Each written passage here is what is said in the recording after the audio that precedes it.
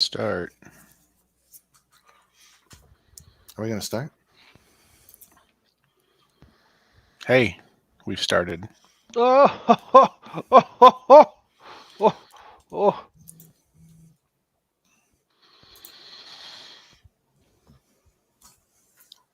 So, anything going on? Mm. Yeah. Usual stuff. New episode of Letterkenny dropped yesterday. Oh, yeah. And I'm like Picard two- season 2. I'm like two Ah. seasons behind. I have not watched any Picard. Oh, I man. only recently got Paramount Plus though, so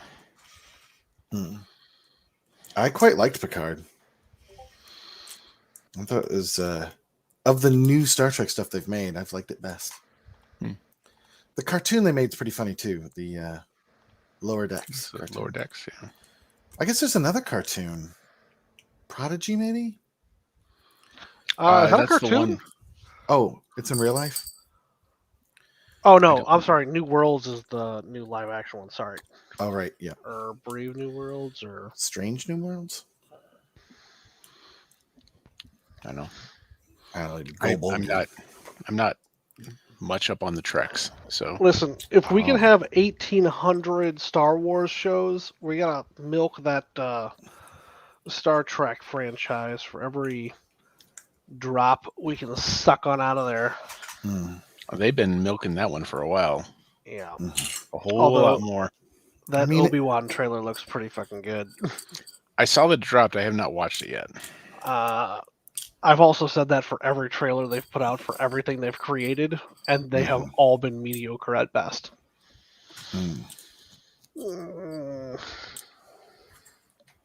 Well, I mean, I think it helps that Star Trek is objectively better than Star Wars. So I cannot co-sign that. I cannot co-sign that. I have seen all the Star Trek movies. I do not think I have seen Star Trek 1. The motion picture? The motion picture. I do not believe I have seen it. It's all right. I think I saw that in theaters. Dude, Tony, come on. Well, I mean, that there weren't nearly as many movies coming out in any at any one time then, even as there is now. I saw some trailer before Batman that was like something like finally the heroes we need, as though like superheroes are such a rare concept that it's such a novel, groundbreaking thing to have superhero like literally not everything. Right. So I will probably still see Super Pets in the theater because that actually looks kind of funny. It does look funny.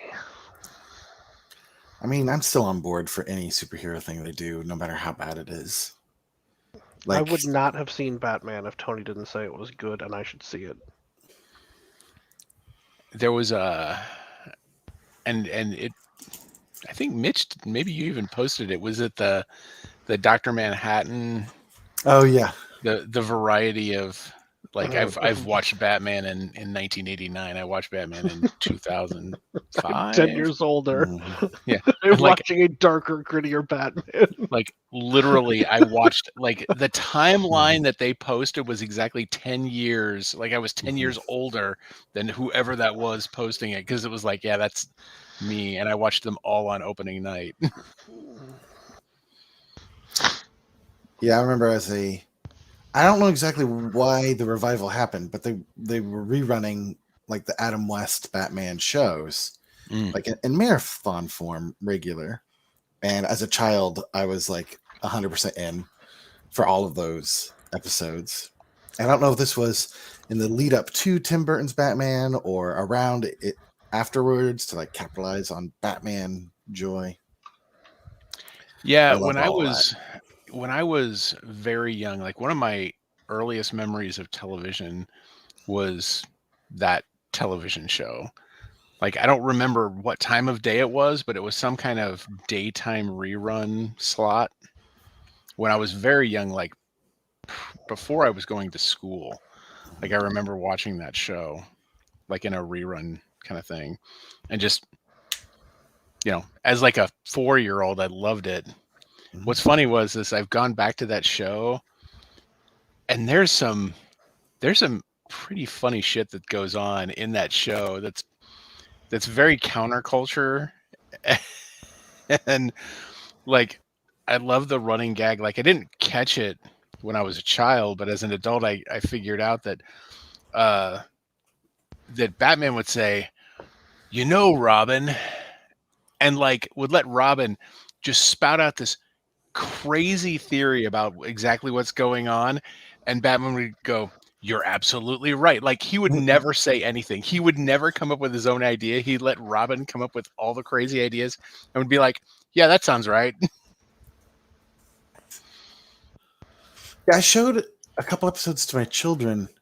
Oh, we watched one of the Joker episodes because I want them to see every iteration of the Joker that we've done.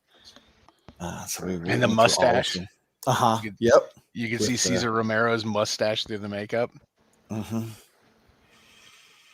But they were into it. They're like, "Wow!" They weren't expecting much, but they liked what they saw because it's funny. It's fun. Funny show. Mm-hmm. All right, let's jump into this. Hey, this is Tony. Hey, it's Mitch. And this is David. And we're the Backseat Producers. And tonight we're talking about The Power of the Dog. Mm-hmm. Mitch, what did you think? I didn't hate it. I mean, this is a long, quiet movie where most of the drama was happening inside the characters' heads.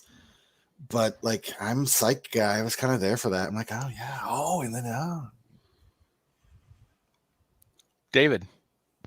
This movie took me 2 attempts to get through because I was watching it last week when you said let's not record, and then I was like, "Oop, pause, close browser," and I was like, "This will be homework I have to do next week."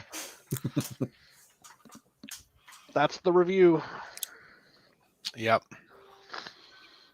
I almost stopped watching the movie with about 20 minutes to go because like I didn't know if I was paying enough attention to see where anything was going. Mm-hmm. And then I finished watching the movie. Uh-huh. That'll be my high-level review. And then it ends. Yep. Mm-hmm. I did not enjoy watching the movie, but I'm not. I'm not enjoy mad. Benedict Cumberbatch's dick. I'm not mad that I finished watching the movie. Like I enjoyed unpacking it after it was over. Like I think I will enjoy this conversation more than I enjoyed the movie, like watching the movie. Because I did start it at one point, and like I was having a bad day. The day I started watching it, I was having a bad day. And I got about 15 minutes in, and I was like, this is not making my day better. Like, this is, I don't know what's happening, but people are not happy, and Benedict Cumberbatch is being a real asshole. Mm-hmm. Like right from the jump. And I just had that, there was just a sense of creeping dread about the whole thing that's like, things are not going to get better. Mm-hmm. And so I just tapped out. Like, I'm like, I was not in the right mindset. And I knew it, and I stopped watching. And I'm really glad I did not finish watching it that day. But, yeah. I think I agree with that. Like, it was work to watch. Like, it was not an easy movie. Like, it doesn't like aim just to entertain you or anything like that. Like, and it did not. Work. It succeeded in not entertaining me. It felt like reading a book. I was sold a cowboy movie but I don't know why. But it was not that. I was sold a cowboy movie because I saw Sam Elliott's critique that this was a bad cowboy movie, or it's a bad western, but it's not a western. It's not. So it Which would be is a why it's bad western. yeah, yeah. Well, In the it's same way that it is a bad rap music video. 100%. And see, my dad is a big Western guy. Like he will watch if there's a Western label on it, he will watch it. And so I flat out told him, I said, I don't know, man. If you think this is a Western, I would not. I don't think you should watch this one. I don't think it's your. Are you implying that your dad is Sam Elliott? I mean, kinda. I've never seen your dad with that mustache. But I'm not saying he can't have it. Not that mustache, no. But never seen it. But have you ever seen him and Sam Elliott in a room at the same time? I haven't. Nope. Admittedly, I have not. So still So up in the air. yeah, undetermined.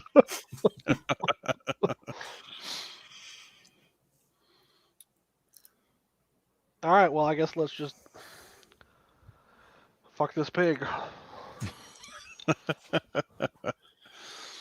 I did not know Jesse Plemons and Kirsten Dunst were married in real life. I did not know that either. I've just now learned this. Yep. That's something new that this movie has brought me, was learning that. Oh, and what a way to see Kirsten Dunst. Like in my head, she's still the child from Interview with the Vampire. That's still her best role. Mm-hmm. Mm-hmm. Yep. Ooh, I don't know if I agree with that. I thought she was great in. I thought she was great in. God damn, something. Spider-Man. I was not gonna say Spider-Man. As you know, if I'm going to compare those 4 movies, Interview with the Vampire and the 3 Spider-Man movies that she was in, Interview with the Vampire still is going to be her best role. I think she was great in Fargo. Okay. The series? Yes. Yeah, she was. Also with Jesse. Also with Jesse Plemons. Yep. Right. Fargo, the material brings out good in actors. Mm-hmm. Yes. It is exceptionally well written. It really does. I don't think that this movie was exceptionally well written for a movie. I don't know that Kirsten Dunst has had stellar material to work with. Eternal Sunshine is the movie I'm thinking of. Oh, yep. Mm-hmm. I don't remember that movie well. I feel like that is a solid joke, Tony.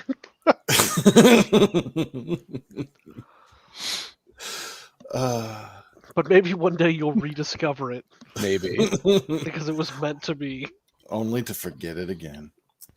With that movie, I feel like it's a sad ending, not a happy ending. No, I love it. Eternal Sunshine? Uh-huh. Well, I mean, they get back together. I know. Because they forgot all the bad things. I know. And it's just gonna, okay. All yeah. Right. Welcome to the cycle of human relationships. Bring It On was fantastic, Sarah. Sarah nailed it. That's right. I wish. All right, let's actually talk about this movie. Okay, so let's go through our normal cadre of discussion topics. Okay, this movie was a character study, which I hate. I have to know they're a character study going in for me to better appreciate them. But fluff yourself for the action. Mm-hmm. Yeah, the action that never happened. That's not true. He castrates a bull. Oh, well. That was a pretty intense scene. Probably for the bull. Probably. What do we think of the performances of these main characters? let's start with BC. I thought his performance was fantastic. Got his dick out. Yes. Yep. The best part of the movie. Got it. I mean, seeing him make love to a handkerchief, I think it awoken something to me. Handkerchiefs might be my new thing. And then just slathering himself in mud, Mm-hmm. As you do. as you do. Yeah, because there's this sort of like bit of I think the two things to me that stood out from him is there's this bit when Kirsten Dunst shows up in his house and he sells his contempt so well to me. Like I believed why she was scared of him because of the look in his eye and the way he moved around her. And then sort of later in the movie, there's a moment where he sees his step nephew getting harassed, and it he turns a corner with it, like it melts his heart a little bit. And I also sort of bought that softening, like in that moment, which were both weird because I don't think he's a scary dude, and everything in his character up until then, I didn't see him coming around on things. Yeah. Yeah. It feels like that transition was pretty damn quick. Yeah. So, are we thinking that this is going to be his Oscar win? Because he didn't win for the Imitation Game, did he? Not Imitation Game. Is that the name of the movie? It is. Yeah. He didn't win for that, did he? I don't think he did. I don't believe so. If only there was an internet full of information to look up such things. Yes, I walked away to get allergy medication because my allergies are just... He's been nominated for 2 Oscars, but has yet to win one. Yeah, it was The Imitation Game and this. Well, and is Kirsten Dunst nominated for this? Is she? This feels like a big Oscar bait movie, so... I'm currently looking up his other awards that he has won or been nominated for. He's been winning for this. For this specifically. I'm sure he's got a bunch of BAFTAs in there too. I don't know when the BAFTAs are, but he did not win for this. But I just meant they may general. not have done. Well, he's got a bunch of nominations. He's only won a single BAFTA for television for something called Patrick Melrose. I'm not familiar with. Wow, nothing for Sherlock. No wins. A lot of nominations. Oh. He was nominated 3 times for Sherlock. Best actor, best leading actor twice. He was nominated for Imitation Game, The Hollow Crown. He won for Patrick Melrose. He won the AACTA for this. He won the Alliance of Women Film Journalists, Atlantic Film Critics Circle. Show that BC dick.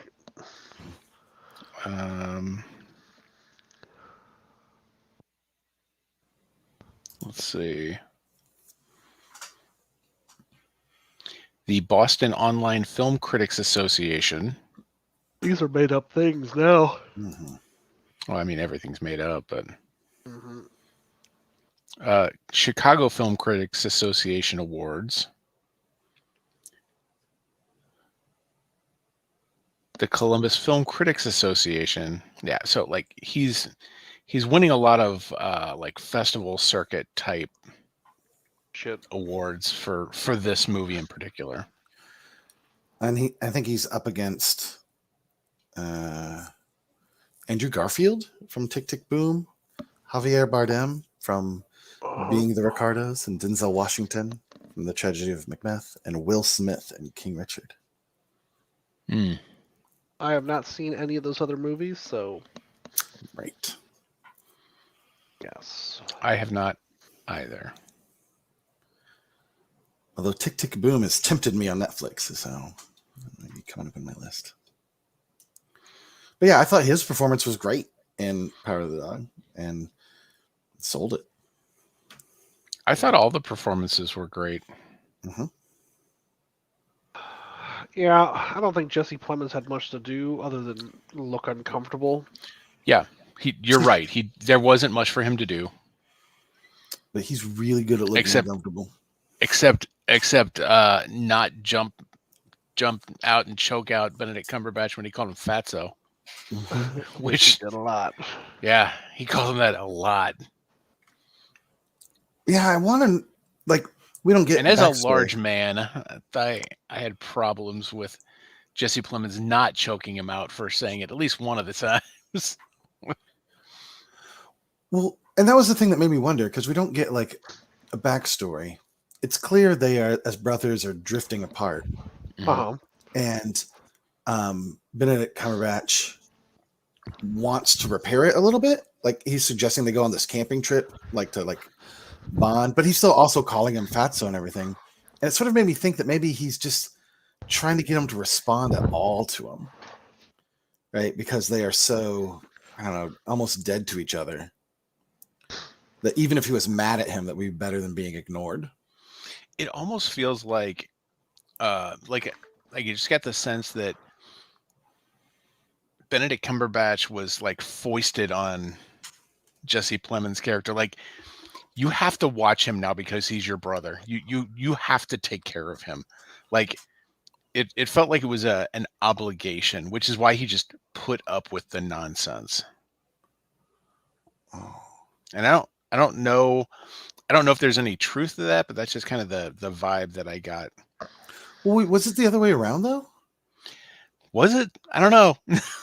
Well, because I thought Philip is Benedict Cumberbatch character. I thought he went away. He graduated from Yale in classics, and then Jesse Plemons' character had dropped out of college, and then that's when they met up with what's his face, Bronco Henry. Bronco Henry. But I feel like there's something else that happened at Yale. Mm-hmm. That made him leave, like, and which I mean, really, I think is like spirals toward the end of the movie. Like, any conversation is going to end up being about the last 10 minutes of the movie. Is it? I think it all leads towards that, because it's a character study until it stops being, until there is actually a plot in the last 10 minutes. Mm-hmm. All right, sure. I mean, that's my hot take on it.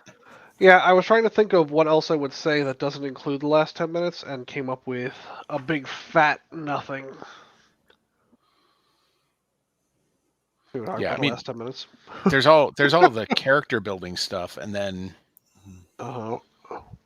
we have a reason for all that character to be built. Mm-hmm. Did we? I don't know. Did we? It feels like there was a mystery at the end that was not super interesting. The mystery of what? Without spoiling it, I don't want to. Oh. Let's just get to this fucking spoil. It's impossible to talk about this movie without the spoilers. Yeah.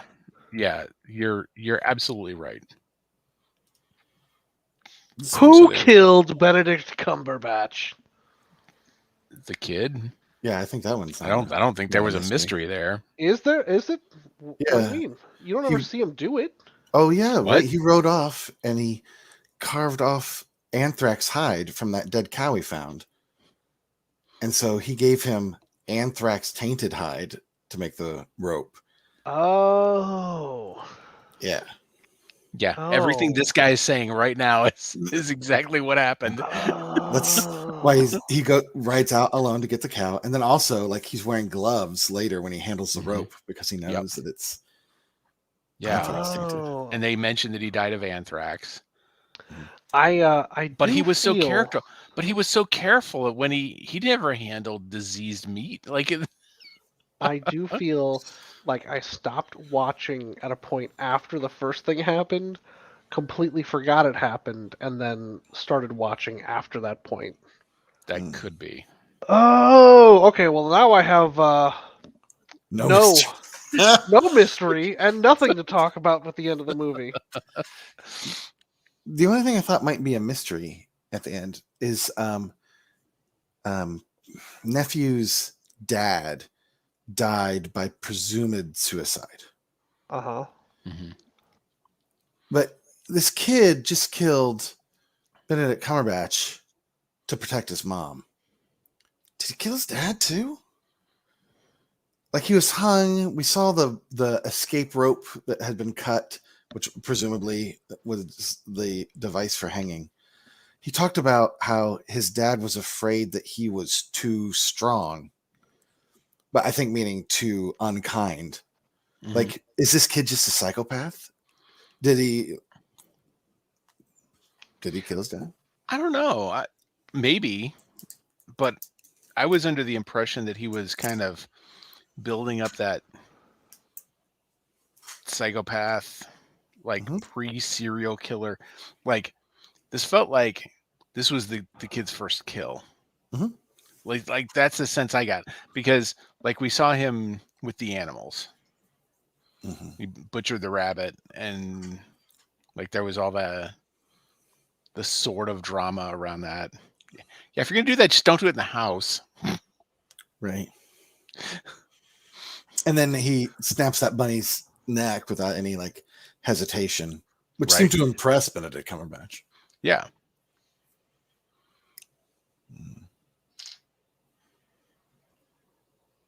And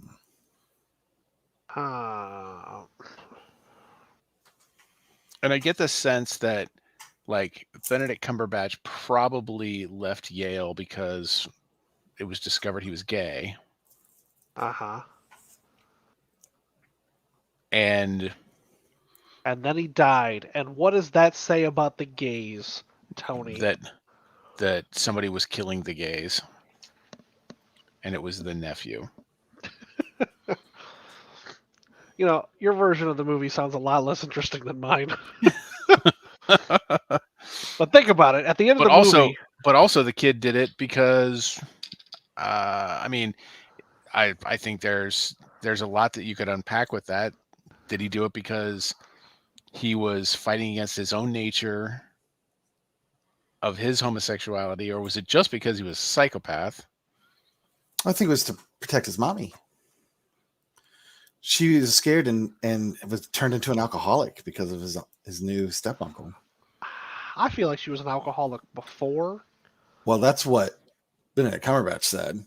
Yeah. The kid's like, no, she never drank before. Like, did she? Yeah. But I think in his mind that she only started when she was afraid of him. Sure, but she was awfully good at hiding booze around the place. That was a practiced hand.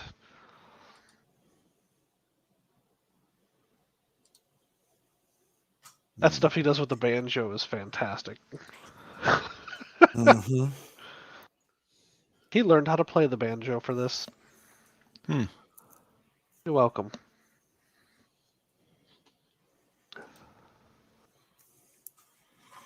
Yeah, I had gotten the impression from when the governor was bragging that Phil was the one who like finished college, and it was Georgie who dropped out because Phil was teasing him about it in the beginning.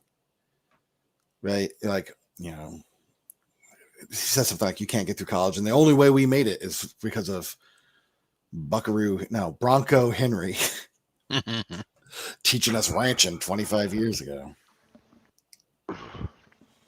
But I wonder, you're right. Like, did he get kicked out? Was there this sort of thing? But like, George definitely didn't make it. No, there was nothing compelling about Jesse Plemons as a character. He was a sad sack. He was. and didn't do like anything throughout the movie.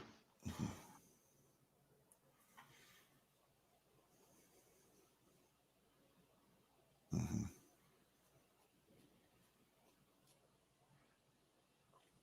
I'm also not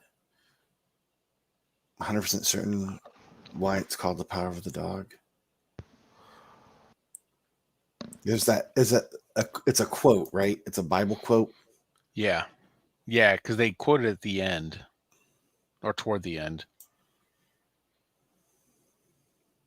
Okay, so one of the trivia items on this is that the woman who directed this, Jane Campion?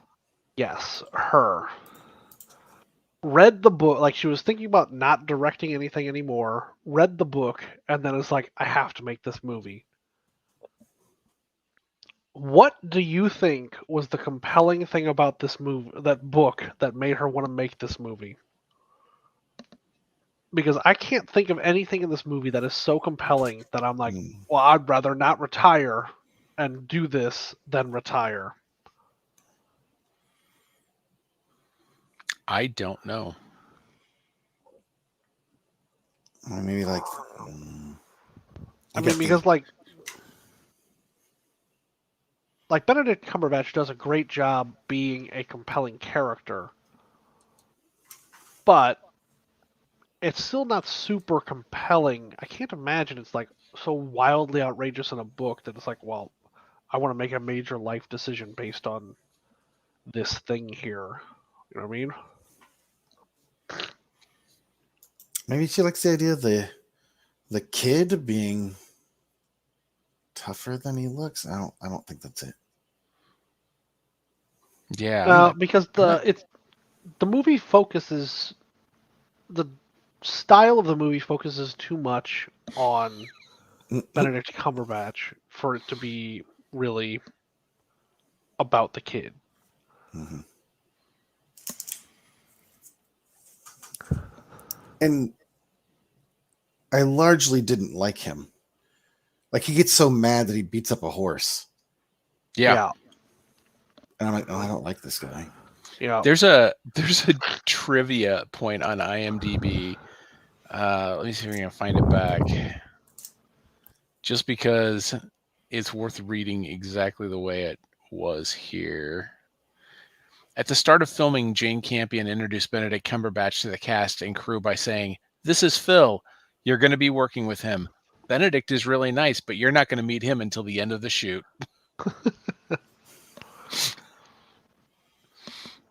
Yeah.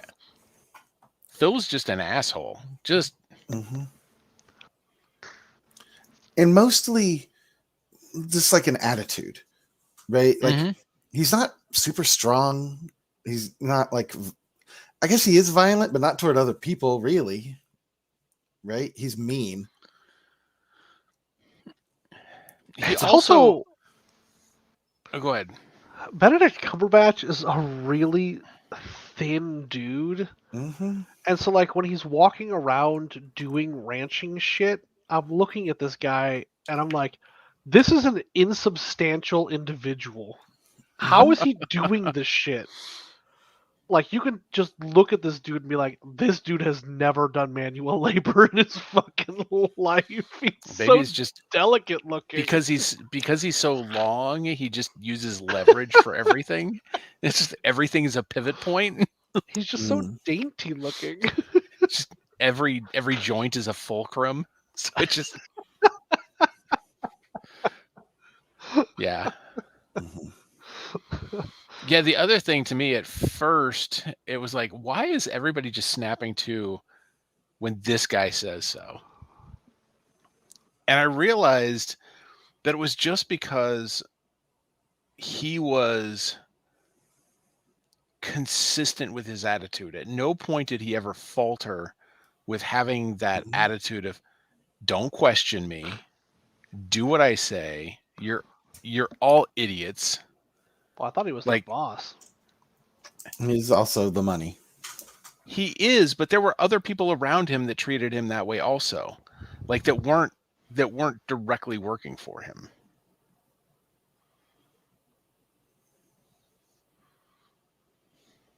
Mm-hmm. Like that handkerchief. Wow. The handkerchief. The handkerchief was his equal. I mean, it was working for me. That was the like American Beauty bag scene of Mhm. of the 2020s. Mm-hmm. Fair. Yeah, but it's garbage. Mhm.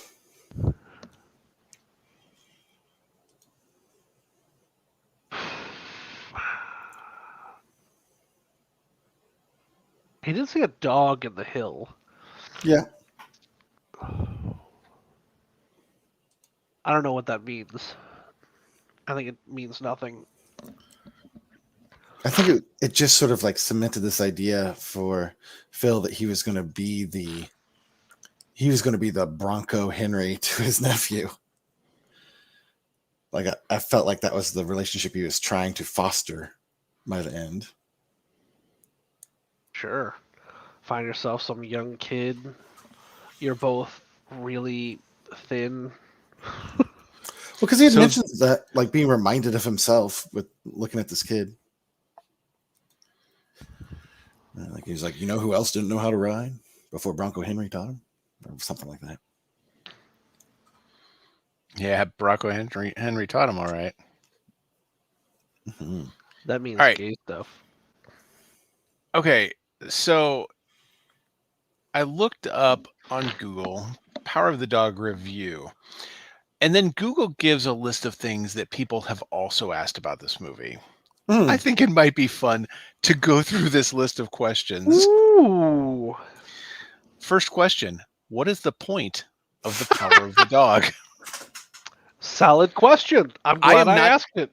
Here's the thing. I'm not going to click through to read the any answer? of the Sure. answers. We're just going to answer these questions. I just like the questions, yeah. All right. What is the point? What is the point of the Power of the Dog? Commentary on the meaninglessness of existence. That you can spend an entire 2-hour movie in a character study of a single person, but at the end they will die with no fanfare whatsoever and life goes on. Oh, I like that answer. Next question. Is the Power of the Dog worth watching? I think maybe once. I think, yeah, all right. I think so. I vote aye on that. Yeah. And now that you know that you're going into a character study, right? Like you're not watching a Western. It's maybe an anti-Western. But like, Yeah. I'm very certain Sam Elliott did not watch this movie. Third question. Is Power of the Dog boring? Yes. Next. Next It's question. kind of like Brokeback Mountain, only it's after the one guy dies. Mm-hmm. And 25 years later, and the other guy just got really bitter. Mm-hmm. Yeah, that's exactly what it is. I think the writers of Brokeback Mountain list this as part of their inspiration. Really? Yeah, That I think would this make book sense. was from like the 60s. Uh-huh. Yes. Yeah, this one was. Oh, interesting. All right. All right. Was Phil murdered in The Power of the Dog? Apparently, yes. Yeah. Next question. Did Phil sleep with Peter in Power of the Dog? I'm going to say not yet. Yeah, I think it's a big not yet. Uh-huh. Yeah. We He's were on a gonna take him- trajectory. Right. He's going to take him back to that grotto. Uh-huh. Introduce him to that handkerchief. How did bit of a Phil? threesome. How did Phil get anthrax? We did that one, right? Mm-hmm. Yep. Yeah, we already talked about that. Pete carved that. I'm gonna skip the next one because it's is the Power of the Dog worth watching? Reddit. Did they hurt the horse in Power of the Dog? That's a good question. You need to click through and get the answer I think for that I one. think I do need to click through that one. Because I bet the answer is no. Right. Update. On February 8th, Cumberbatch told the New York Times that while he did learn to ride and to castrate a bull, he did not actually hit the horse in that scene. Good answer, BC. Is Power of the Dog a true story? What? That's a negative. Is Peter a psychopath in Power of the Dog? Maybe. I think so. Well, I think so. he cares Is about his he? mommy. Is he though? Like, because the animal stuff, he was also in school for doctoring, Mm-hmm. and it was a like different time on the ranch, so you got to get your corpses where you can find them. Well, and Like- like, it wasn't mutilation; it was dissection.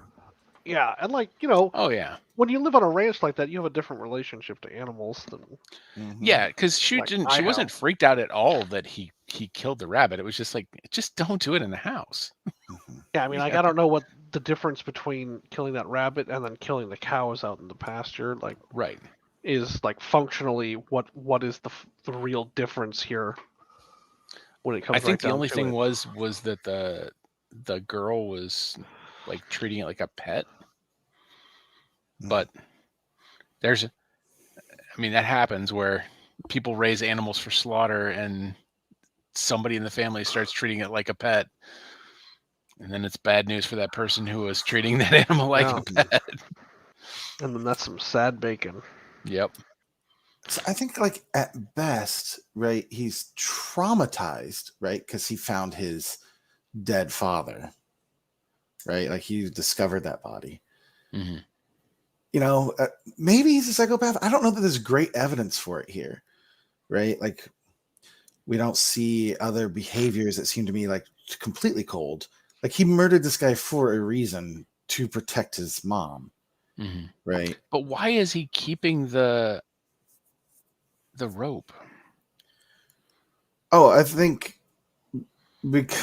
to avoid suspicion, right? Like, it was super important. I think I think that was an interesting thing too. Like, Phil definitely knew he was going to die. Like, he knew he had anthrax.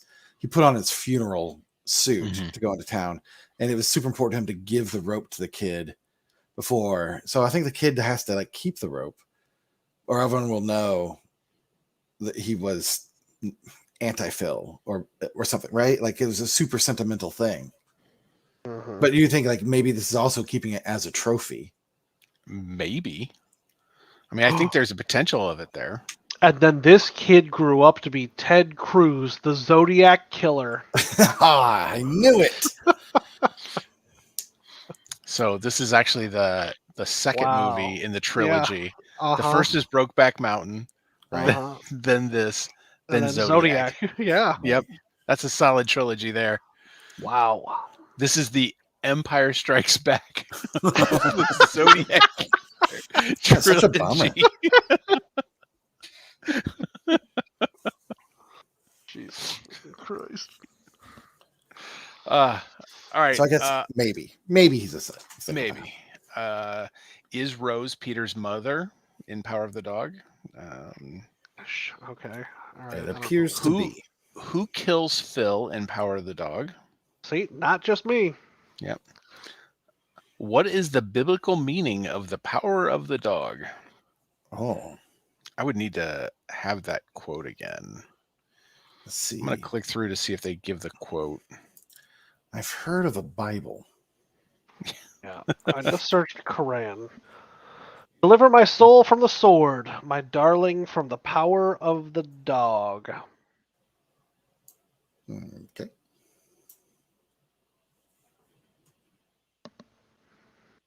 I don't know.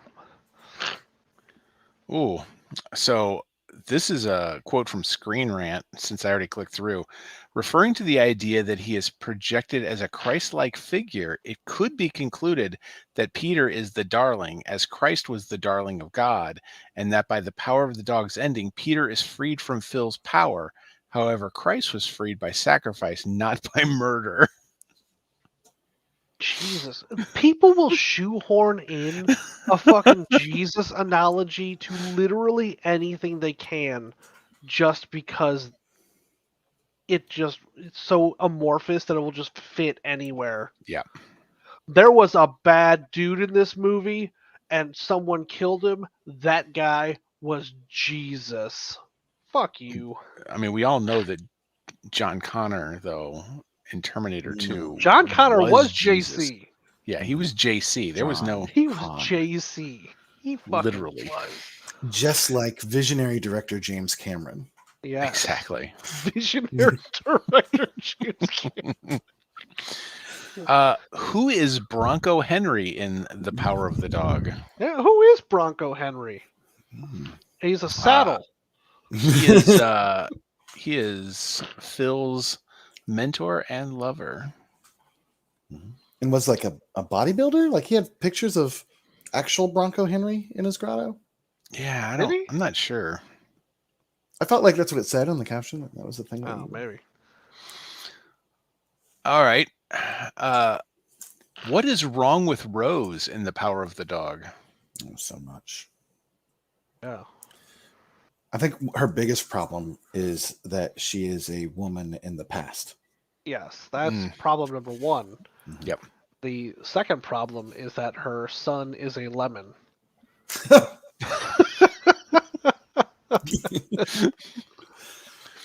Yeah. Yep. Here's a good question. Can you explain the ending of The Power of the Dog? No, next. I mean, there was a funeral. Yeah. I can tell you literally what happened. How violent is The Power of the Dog? Explicit bull castration scene. And some man on horse slapping. Yeah, some simulated man on horse slapping. Right. Simulated horse slaps abound. Did Peter know the hide had anthrax? Who is asking that question? They've put most of the pieces together, but haven't worked out that last bit. Who is that? Tony, who is that? I don't know. It's dmtalkies.com. All right. I don't. I think it's part of an explanation of how did Phil die, but the specific thing that they're highlighting here is that the animal was suffering from anthrax and Peter knew about it. Do they harm animals in the movie? Kill some cows. Why did Phil burn the hides in The Power of the Dog? That's a good question. That was a question I had too. No, do we not have an answer for that? I don't think I do. I couldn't come up with an answer. I don't think I do either. Yeah. I just assumed it was general racism. Yeah, right. He didn't want other people to have them. Yeah. But I would assume he could sell them to other people. Yeah. Mm-hmm. He also, like when he's arguing with his brother about it, it seems like the brother should know why he needs them for burning. Like, is it some sort of like tradition, some memorial? Uh-huh. Yeah, I don't think it is. Was very confusing to me. Yeah. Because it seemed like a big deal, but no one knew why. Let's see. Next question. Why does Phil become nice to Peter? He wants to fuck him. Yeah, I think there's that scene where he's walking through the camp after having been on the ranch for a while, and he's just going to go look at some birds, and the way that the men are teasing him, I think, strikes a chord. Yeah, with Phil. Yeah, I think so too. Oh, he's that much like me. Yeah, yeah.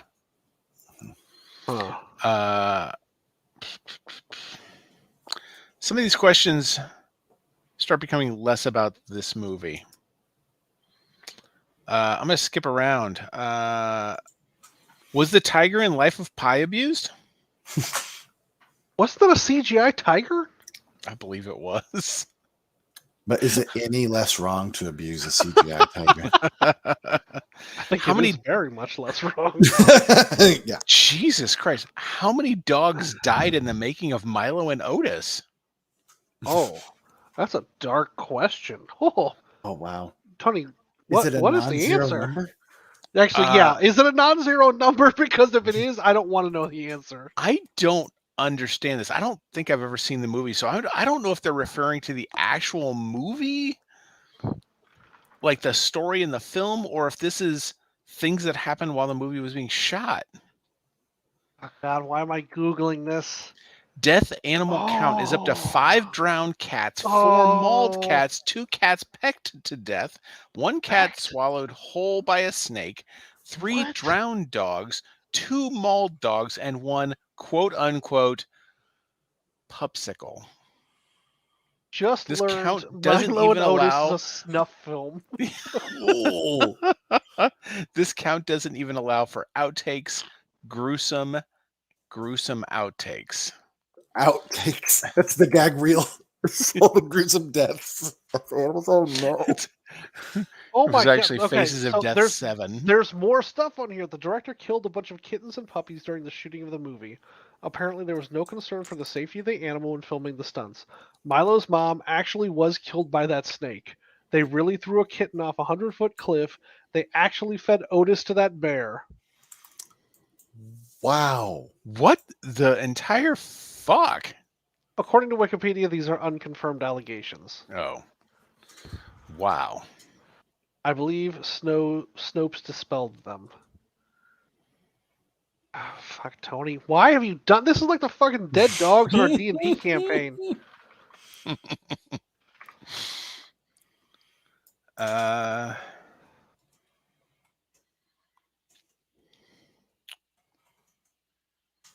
I don't see wow. Snopes doing anything on this.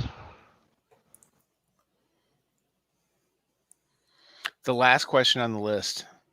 Are the dogs from Super Buddies alive? Hmm. Super buddies. What? What is that? Jesus, I need to stop this particular rabbit hole. We need to get out of this. Pull it This is back. worse. This is worse than our D&D campaign, because our D&D campaign is a D&D campaign and not actually about real animals that did not survive. Apparently, puppies died in the making of Snow Buddies. Why have you done this to us, Tony? I don't know. This ended in a place that I did not expect it to. Wow. Whew.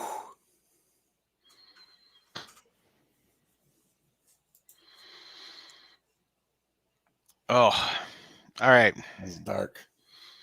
Well, I got nothing else to say after all that. Yeah, thanks, Tony. Thanks for that. All right. Next week, the lighthearted Fresco romp. Batman. You know, The I Batman. think what you gave us was another positive about the power of the dog. Is that they killed far fewer dogs. That's 100% true. Net zero dog deaths in the power of the dog, which I guess really is the power of the dog that they didn't die. Right? Good job, Hollywood. We're going to make a grim and gritty, serious movie about toxic masculinity, hidden sexuality, murder, but no animal deaths. Unlike those children's movies where they killed many. Oh no. Ugh. Did y'all ever watch like a horror movie? Or is that What? not your thing? Like a horror movie? I mean, we have. Yeah. Yeah. I started watching The Empty Man on HBO. I'm not familiar with that one. And it's from the last couple of years. And then, so I was watching a little bit, and so I went to look up where it was filmed. Largely South Africa, but also Edwardsville and the Chain of Rocks Bridge. Oh, wow. It's based on a graphic novel written by Cullen Bunn, who's like a local comic writer. So I was like, oh, weird. It's set in a fictional Missouri town. And I'm like, oh, that's strange. That's wild. It's not Based great on the so novel Push by Sapphire. yeah. I mean, just throw that one out there as a possibility because of the local color. Mm. Racist. We've Got it. tried to do horror movies in the past, but what we've learned is that horror movies and comedies don't always translate well to podcast conversation unless there's a super compelling discussion about like the meta of the story, like Cabin in the Babadook. Woods. What was the other one? Cabin in the Woods. Cabin in the Oh, Woods Cabin in the Woods. was a Fun. good because there was a whole meta conversation about it. The Babadook was good. Get Out. Get Out was really good. Mm-hmm. But there's a lot more to talk about than just the horror movie of it all. Mm-hmm. Mm-hmm. And comedies work well if we've got like A lot of room full of about 10 people. Because everybody has enough of, oh, remember that one time in the movie when this happened? Stories. Sure. I'm looking at you. I think wasn't that Forgetting Sarah Marshall that we did that with like 12 people in that little bitty room in your old place. Yep, that was a good day. That was a good day. Splort. So, is your preference for movies that are good or for movies that are bad? I don't like watching bad movies. I don't like watching bad movies. I don't mind movies where we disagree. I prefer movies where we don't have perfectly aligned views on how we felt about the movie. Mm. I think it gives more interesting conversation. Mm. Some of the earliest episodes of the podcast that when David joined, started with him saying, "I did not like this movie," and ended with, "That movie wasn't so bad after all." I can't remember. There was like one shining example where it's like I didn't like the movie, but I really liked the discussion we had about. Wait, was it Last Temptation of Christ? That may have been. Was it? That was a good discussion. One of my favorite movies, Lost in Translation. We have never done it because I hate it and refuse to watch it. That is true. Mm-hmm. I know your feelings. I remember liking the movie, Devil's but Work. it has been so long since I've seen it that I don't recall details of it. Sofia Coppola is dead to me. She was dead to a lot of people after Godfather 3. Mm. I don't care about that. I didn't see any of those. Godfathers? You've never seen any of the Godfather I've movies? seen 0 Godfathers. There's so many hours of Godfather. Mm-hmm. Godfather 1 and Godfather 2 are fantastic pieces of cinema. That's what people say. And like, I feel like maybe I should just watch it, but then also I kind of like, but at this point. Yeah, you're ghostbustering it. You're ghostbustering. Mm-hmm. I get it. If you ever decide that you're going to watch it and you see the Godfather saga as like this 4 or 5 hour piece of cinema, what they do, so spoilers for the 50-year-old and 48-year-old movie. At this point, it's my fault. Yeah. So the Godfather tells the story of Vito Corleone's last years and how he's setting up the family to go on in perpetuity. Godfather 2 tells the story of Michael Corleone, his son, who takes over after Vito's death. Also, the story of Vito Corleone, because Michael has to do something in the second movie that he has to leave town. So he goes to Italy. He goes to Sicily. He leaves. And he's going to the lands that his father came from. But they tell like a parallel story in the second movie of Vito's rise and Michael's exile and comeback. And like it's an amazing movie the way they do it. The Godfather saga is a bastardization of those two wonderful movies where they decided, you know what people really need? They need young Vito's story first. We're gonna make that the beginning of the movie, and then we're gonna tell basically the whole Godfather 1, and then we're gonna tell Michael's story after that. They put it all in chronological order. It's not a it does not translate. It's like watching Memento in the right order. Or like when they want people to read Narnia books before Lion, the Witch, and the Wardrobe. I'm like, no, that's the first book. Yeah. Yeah. Or people that watch the Star Wars movies 1, 2, 3, 4, 5, 6. Oh no. Don't do that. Don't do that. My favorite is I think they call it the Rogue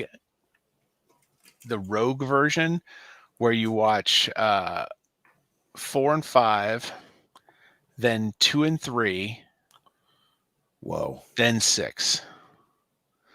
You don't even watch Phantom Menace. There's in that version there's only 5 movies. They just skip Phantom Menace altogether. But it's really interesting because you get like Luke's story, then you find out that Vader's his father, then you get Vader's backstory, then you end the saga. It's like it works. I thought you were talking about Star Trek movies. Oh. And you were like, you start with 4 and 5, and I was like, oh. So your voyage home. I really did like 4, but fuck, I don't know that I would start with 4. No. Start with 2. I don't even know if I would watch 5. Well, I like gangster crime movies. Like I liked Goodfellas quite a bit. And then I guess I later found out that My Blue Heaven is a sequel. They're both based on books that were like the sequels. Yeah. And then I'm like, wow, I want to watch those back to back now. Yeah. Yeah, Goodfellas is one of those movies that no matter, like if I'm flipping channels and I see that it's on, or if I just look at the list and see that it's on anywhere, I will start watching it from that point and finish the movie. Just every time. Yeah, it's real fantastic. Ray Liotta's amazing in that movie. I saw him in a Broadway play, and he spit on my shoe. There's a lot of spit in his acting. Lucky you, man. Yeah, right? Sell that shoe. I got Ray Liotta spit here. Yeah. And the play was about like DNA testing. I'm like, oh, I got something right now. Oh, I'm ready. You had the special seats then. Yeah, I was pretty close. And it's fun to see him crop up in anything else too. Like that one with Seth Rogen, Observe and Report, the Mall Cop movie. I don't know that I've seen that one. Oh, it's from Jody Hill. And, okay. It's got that style of like Foot Fist Way or Eastbound and Down. But it's a Mall Cop movie. It came out the same summer as Paul Blart's Mall Cop, so I think there's some there you go. confusion as that stuff happens. But Jesse Plemons is in it too. Really? Jesse Plemons. Huh. Have you watched? Speaking of Jody Hill, have you watched any of The Righteous Gemstones? I did. I've watched all of that. Whew. Yeah, that was fun. Yeah, I just love. You could tell, like you could see how Danny McBride just informs the performances of so many people. Like just the way they deliver lines. It's like, yeah, you could say like he's directing that sequence. Yeah, I love for how confident they are when doing the wrong things. Yes. Yep. And I love, like, it's Danny McBride. Like his word choice is just wrong. Like it's not totally wrong. It's just a little wrong. And it's like you said, like everyone then does it. And I mean, that's great too. Oh yeah. Yeah. Yeah. I feel like I was late to the game discovering Danny McBride, but like I'll watch anything with him in it too, just because he's just so over the top. Mm-hmm. Yeah, he cracks And me he's the up. dad in the Mitchells versus the Machines. So Mm-hmm. Paul. Which yeah, was also fantastic. he is also Paul. It's a shame it's going to lose to Encanto. Yeah. Or one of the all other Disney movies nominated. Not the Oh only yeah, other that one's Flea. yeah, that refugee movie. It's a documentary. It's Yeah, animated. yeah. I've heard it's fantastic though. I have not seen it, but I've people that I know personally that have seen it have said it's wonderful. I watched the trailer. It did look like a bummer. Which isn't. Oh, sorry. Which isn't. I'm not out. Yeah, For that's that. a good How much a documentary bummer? can be that and be successful. They usually are. Yeah, I just watched the My Octopus Teacher documentary. I have It's not on seen Netflix. that. How I'm was that? really into octopuses right now. I saw you I saw said that. Yeah. So, I mean, it was some great footage of an octopus. Honestly, like he acts like he's visiting the same octopus all year, but there's no way it's the same octopus. They all look alike. Well, I mean, they can change their color and all this sort of stuff. Like that's gotta be like a dozen octopuses. So when is this octopus fascination gonna flow over into the Octomom? Oh, I don't know. You know, I recently read a book about octopi. Oh, God damn it. It was book 2 of it was called Children of Ruin. Hmm. Is the first book is called Children of Time.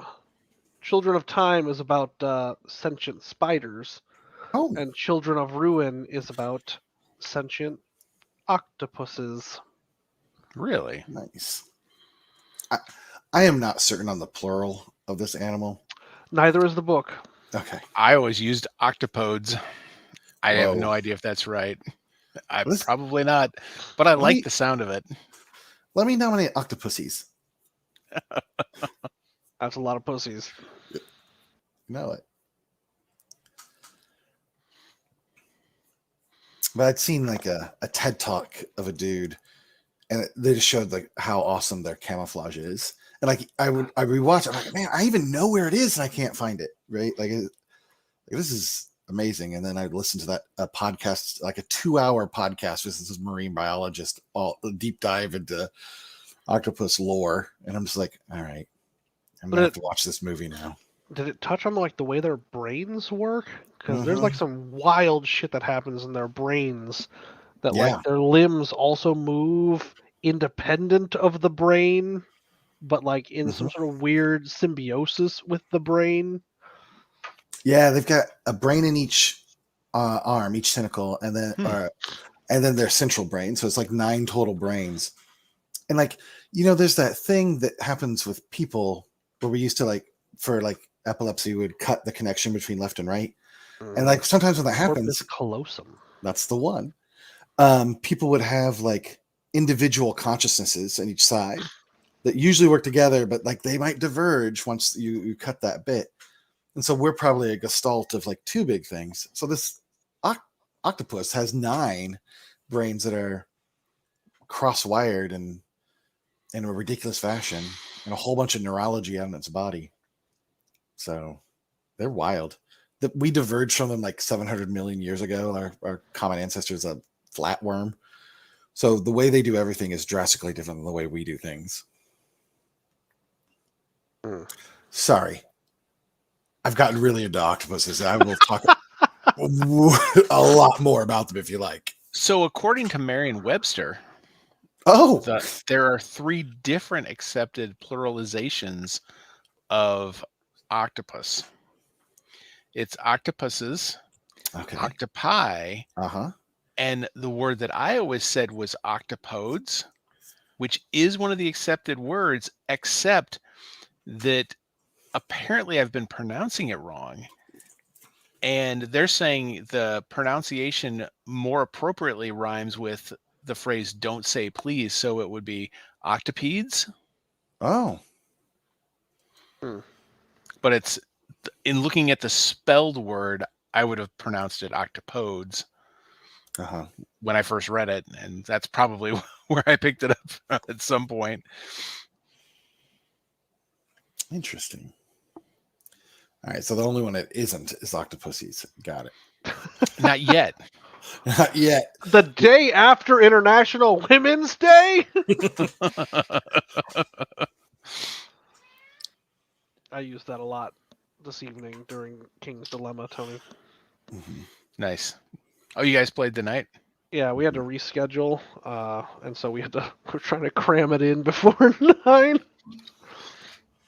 Then we got 2 iterations. Yep. Almost done. Mm-hmm. How is the game going?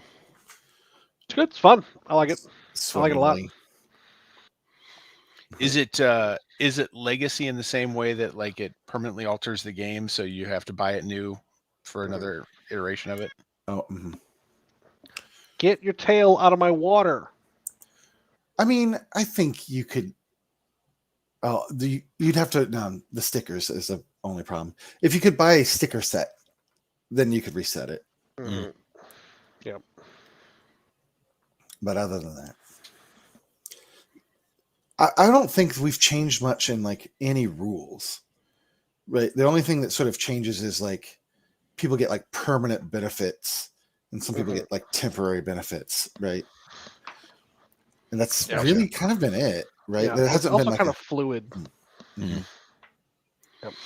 Well, you probably don't want to change things too drastically early mid game, just because unless you're very confident of game balance, you don't want to break the rest of the game. Yeah, the thing is that so there's like a bunch of story cards in envelopes. And so as we progress through story cards and make decisions, they have us open other hidden envelopes. Mm-hmm. So at this point in the game, we don't know what the end game scoring is.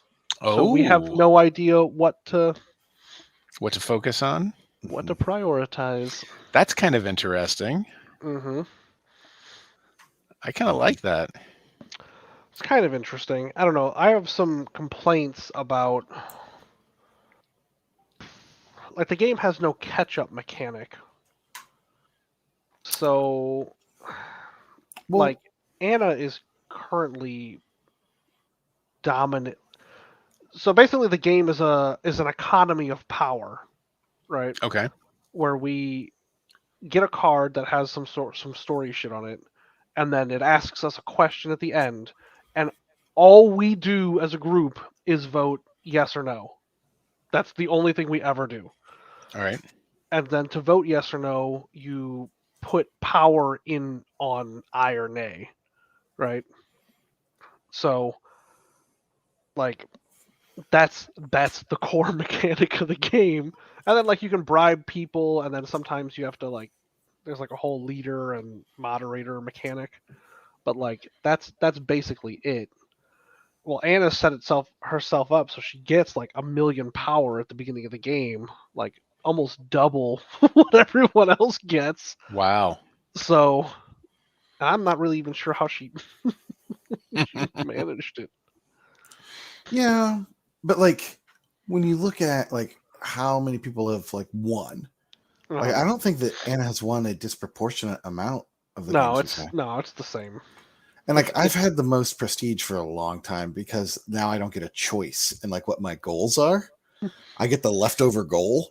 Oh wow. And it's been that way for as long as I can remember. Yes. And so I feel like that's the attempt at a mechanic. Yes, because I always pick first and never get any prestige. I never get points for picking my goal. I'm telling you, like I think you're doing it wrong. You should just pick one at random. Or pick the opposite of what you think is good. I'm just gonna do it because I think I've finished all my goals for whatever's. So I'm just gonna pick one at random next time. I'm working for you, so. Well, I guess too, and I don't know what people have on their cards, but it seems like the leftover one I'm getting is the one that gives crave crowns instead of prestige crowns. And so maybe people are interpreting those as bad, or those are the bad ones. But I always keep getting them. So I don't know if that is like why. These are the easy to get points in cards, so that's why you have to take Crave. Because I've never had one of the good goals.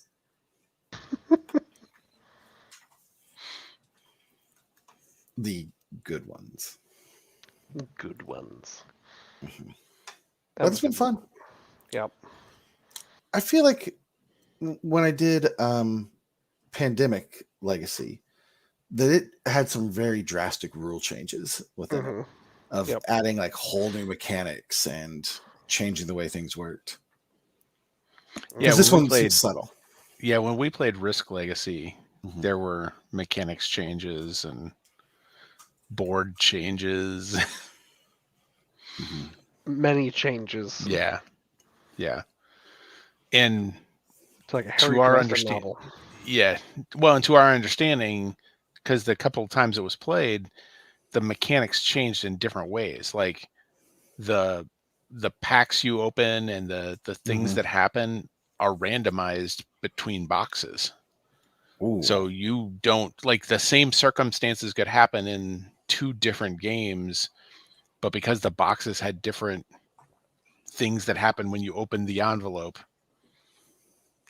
the rules changed in different ways. So it really was different. I felt like in Gloomhaven, like if you open a new character, that's going to have different mechanics for that character. And then like there might, depending on which mission you do, there's different like win conditions. But like essentially the game plays the same. Like you move, you fight. So but the state of the world, I guess, changes, which changes like what is available to you and what shops and stuff. I don't know.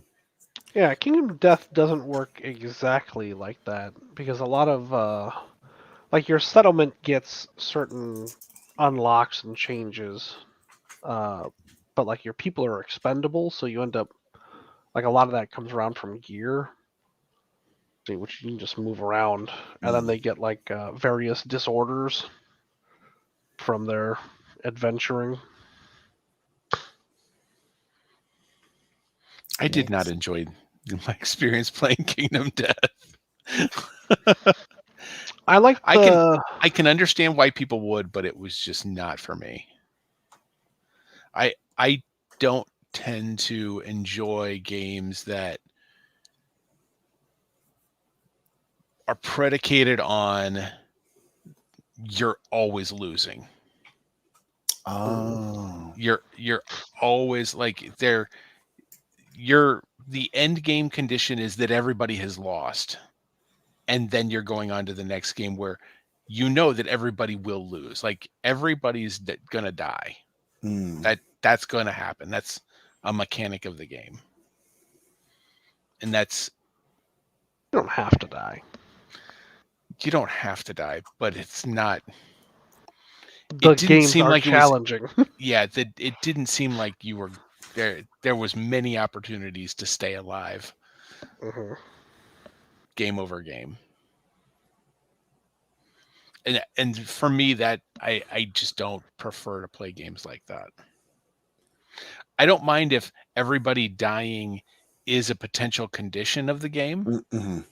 I don't mind that at all, but I don't like it that everyone will die. It's the same reason I don't really care for like Lovecraftian anything. Like that whole everybody's going to die and end in madness, and like that's just not for me. I felt like Gloomhaven did a lot of balancing so that we mostly succeeded, but sometimes at great cost on any given mission. It was always a squeaker. Like we never were confident that we were going to make it. Yeah. And then when we lost, like there's stuff that sort of like rebalances so that like after doing another mission, we can go back to the one we lost and try again. I don't know that we've lost one twice. Oh, yeah. Where we've like replayed a mission. Both because we know what's coming and we can like arrange our equipment a little better. Yeah. And because we might have like changed some stuff by going on another path and then coming back to it. Yeah, like a game that I'm thinking of is I've got Walking Dead Risk, Mm. and it's got this mechanic that anytime you kill a person, there is the potential that they can turn into a walker, which then you have to do something about that walker. Hmm. Like let's say I'm attacking you. I've got 4 armies, you've got 3, and I'm attacking. If I lose anything as an attacker, I potentially can lose my zone if you have, as a defender, killed my attackers, and then those attackers turn into zombies who kill the rest of my attackers. Like it can happen. It can literally happen that way. Um, so like you're really playing this balancing of act of, do I really want to attack this other guy because like I have the potential of losing my position? Like in regular Risk, your loss is you can lose all your armies, but you Hmm. still hold the position you have. No, you can literally lose your own position from a point of attacking, Yikes. and then those positions become zombie positions in the game, and like more zombies come out every few rounds. Like it is a brutal game, Yikes. but you can Ugh. win. It's not Now I easy, have but to you can win. now I have to download Gloomhaven. Oh, you're gonna get the digital version. Yeah, well, I already own it. Oh, nice. I've Yeah, I never think played I think I Gloomhaven. have it.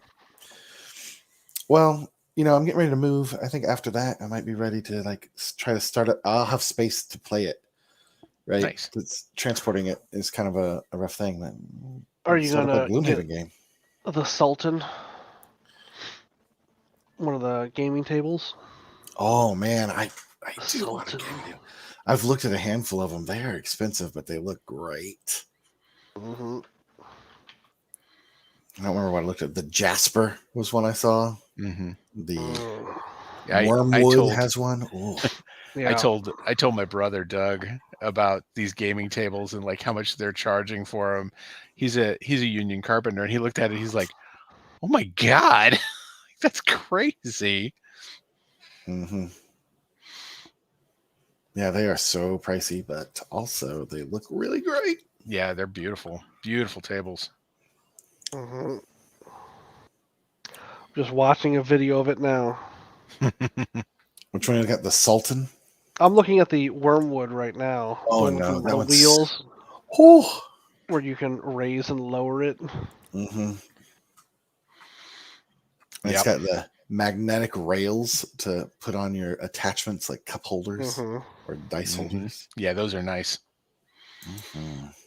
Yeah, the fanciest thing I've got is my level up, where I can have a board above the table, like about 6 inches. So like it's all these click together panels, and you can just build a board above your table.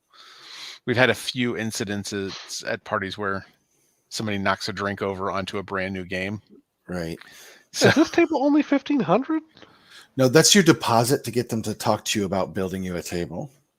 Oh, that's just that's just the topper. Oh, That's Oh. just the thing that sits on top of the table. Yeah. Yep, that sounds right. Hmm. That's to get their phone number. Well, that's to get them to actually call you back. hmm Oh, it's only 1,000 for the furniture deposit. there it is. Yeah, Oh, that's all. my guess it's I don't know, 12, 15,000. 15,000. Holy shit. I mean, it looks ridiculous amount of stuff that it has, and when you consider what other gaming tables cost and how this place is like, Mm-hmm. we're the Lux gaming table. I'm like, okay, Yeah. I see what you're going Yeah. to charge. I'd rather drive a car.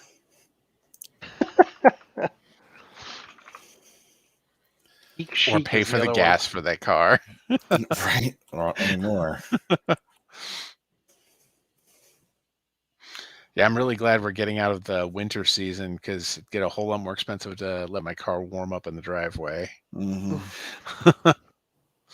That remote start would get real expensive. I'd still do it. but it'd just be pricier. All right, that's all I got, guys. Yep. Me too. That's good. All right, let's wrap this up. All right, next week we will talk about the Batman. Sounds good. Batman.